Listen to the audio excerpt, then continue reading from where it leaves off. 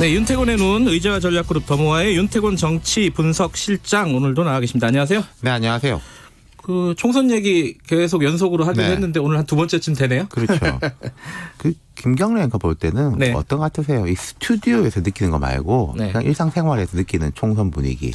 아, 일상생활에서는 총선 얘기하는 사람 거의 없어요. 그렇죠. 지금 이제 뭐 코로나19 영향도 있고 총선이 한 60여일 남았는데 대중들이 느끼기에 총선 분위기가 뜨려면은 한 달 좀 있어야 될 거예요. 원래 그런가요? 보통 그래요. 통상적으로. 다만 이제 이 스튜디오의 분위기 그리고 정치권의 분위기는 다르죠. 이미 핫하죠. 그렇죠. 이미 다 구체적인 절차들이 들어갔잖아요. 그렇죠. 뭐 면접, 공천 과정이 들어간 거죠. 그러니까 민주당, 한국당 예비후보 대상으로 면접이 한참이고 민주당 어제 저녁에 수도권 중심으로 한 50여 곳 그 경선도 밝혔고 근데 물론 이건 두 당에나 해당하는 겁니다. 나머지 정당은 지역구 공천 경쟁이 있을 수준이 아니거든요. 이 말씀은 양자 구도로 구도가 짜여져 가고 있다. 이런 이야기가 되는 거겠죠. 그래요? 그게 말씀하신 게 예를 들어 이제 뭐 큰 변수일지 아닐지 여러 가지 얘기가 있었던 안철수 신당은 이름도 못 정하고 있는 상황이에요. 그렇죠. 지금? 그리고 안철수 신당하고 이제 정의당 쪽은 좀 비례대표 쪽에 좀 집중할 가능성이 높아 보이고 그리고 이제 안철수 신당 뭐 당명 두 번째 불허인데 저는 요새 선관위가 좀 활동폭이 너무 넓지 않은가 이런 느낌은 있어요. 그게 무슨 뜻이에요? 선관위는 선거를 관리하는 기관이거든요. 그렇죠. 그래서 법규 따라 움직이면 되고 기본적으로 투개표 관리가 본질적인 소임인데 뭐 당명 부분도 그렇고 예컨대 비례대표 중에 한 20%를 당이 절차를 밟아서 전략 공천하는 것도 안 된다. 뭐 이런 식의 이야기가 나오는 건데 저는 너무 앞에 검찰 이야기 많이 나왔지만요. 저는 선관위가 너무 적극적인 행정을 뭔가 민주주의를 지도하고 이러려는 역할을 하려는 거 아닌가 그런 생각이 있어요. 그 비례대표 중에 20% 전략 공천도 안 된다. 이건 뭐라고 봐야 되나요? 이게 경선해라 이런 거죠? 근데 이제 경선만이 이건 민주적이냐? 그럼 그 경선은 누구를 대상으로 해야 되느냐? 권리당원만 하면 되는 거냐? 국민들한테도 열어야 되냐? 선거인단 만들면 그 선거인단도 선관위가 규제하고 검증할 거냐?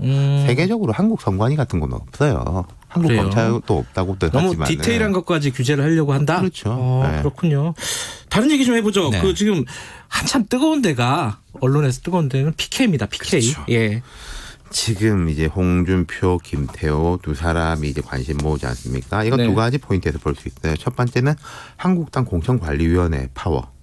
황교안 대표 상당히 좌고우면하고 있을 때 직간접적인 압박을 가해서 종로로 교통정리 시켰지 않습니까? 네.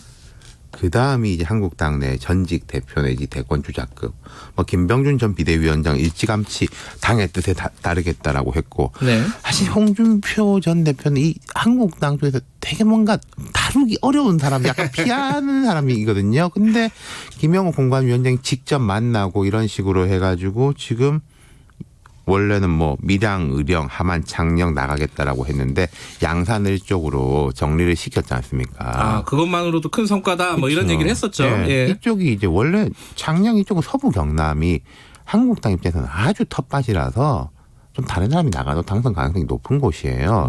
이제 김영호 공관위원장이 그렇게 정리를 했고 양산 을이면은 지금 현역 의원도 민주당이고 김두관 의원이 내려갔고 한국당 기준으로 볼 때 수도권에는 못 미치지만은 PK 지역 내에서는 험지다. 그리고 김태호 전 지사 결국 어떻게 될지 모르겠는데 창원 성산 뭐 이야기 나오고 있거든요. 자, 홍준표, 김태호 이 두 사람에 대해 가지고 이런 거취의 재배치가 되면 그다음 무슨 차례겠습니까? TK 중진 의원 차례일 거예요. 자연스럽게. 그다음 뭐 고다음. 그리고 공간이 파워가 지금 상당히 높아졌어요. 아무도 그 권위에 덤비지 못하는. 그리고 뭐 예컨대 새보수당의 하태경 대표는 이런 말 했습니다. 지금 공관이 너무 잘하고 있기 때문에 통합정당에서도 그대로 가야 된다. 손대지도 말아야 된다. 그렇죠. 보통 뭐 우리도 한 명 들어가야 된다 이런 소리 하잖아요. 그런 이야기를 안 했단 말이죠. 그러니까 공관이 파워가 지금 말씀하신 대로 굉장히 위상이 높아졌다. 그렇죠. 이게 첫 번째 포인트. 김영호 위원장이 들어오면서 분위기도 많이 바뀌었고요. 두 번째 포인트는 뭐예요? 자, 양산 그리고 만약에 창원으로 김태호 전 지사가 배치가 된다면은 양산하고 창원은 경남의 중심지입니다. 또 민주당의 세가 센 곳이고 지리적 정치적으로는 부산을 왼쪽하고 위쪽에서 포위하는 곳이에요. 김경래 앵커도 이제 고향이 그쪽이니까 네, 머릿속에 지도를 생각해 보시면 맞아요. 그런 그림이 될 거예요. 네. 그리고 그럼 두 전직 지사 중량감 있는 사람을 배치해 가지고 PK 전략을 수립한다. 네. 경남에서부터 부산을 압박해 들어간다는 거죠. 전략의 차원이 있군요. 예, 지금 여당 입장에서 PK가 애초에 상당히 좋지도 않은 상황인데 야당은 PK에서부터 주도권을 잡아 나가서 그걸 이제 북진시키겠다는 거겠죠. TK 아까 제가 말씀드린 대로 중진의 의원들 정리하고 수도권까지 이제 북상. 그리고 PK에서는 그 원래 김무성 전 대표를 포함해서 중진 의원들 상당수가 자진 불출마 선언을 해놓고 있어요. 그러니까 새로운 슬롯으로 네. 새 인물로 끼워 넣을 수 있는 조건이 되게 괜찮은 상황이에요. 거기에 비해서 상대적으로는 민주당은 분위기가 그렇게 좋지 않은 것 같아요. PK 쪽으로 야, 보면. 한국당이 이런 전략을 짜고 막 이렇게 한다는 건 거꾸로 보면 민주당이 안 좋다는 뜻이겠죠. PK를 부울경, 부산, 울산, 경남이라고 하지 않습니까? 네. 부울경 광역단체장 지지율도 안 좋고 울산시장은 기소됐고 경남지사는 재판 중이고. 그렇죠. 네. 지난번에 비해서 아직은 임팩트 있는 새 얼굴도 잘 안 보여요. 네.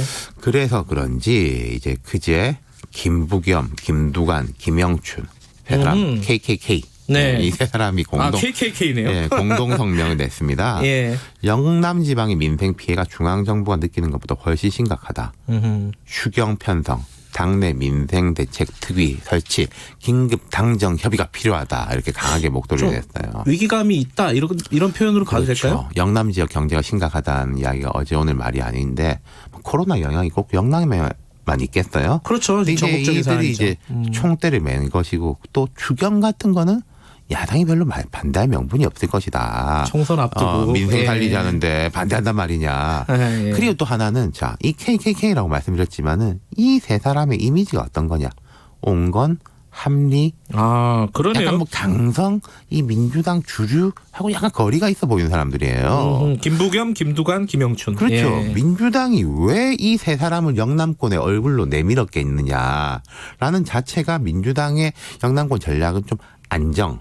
다르군요. 예, 말하자면 약간 아웃복싱 같은 야당은 강공인데 여당은 역강공보다는 좀 여당다움 차분한 안정감 그간에 이제 민주당에 대한 이미지가 안 좋았던 건 PK 지역에서 뭐 이게 뭐 안정적이지도 못하고 뭐 말만 많고 뭐 옛날 운동권 아니야 뭐 이런 식 때문이거든요.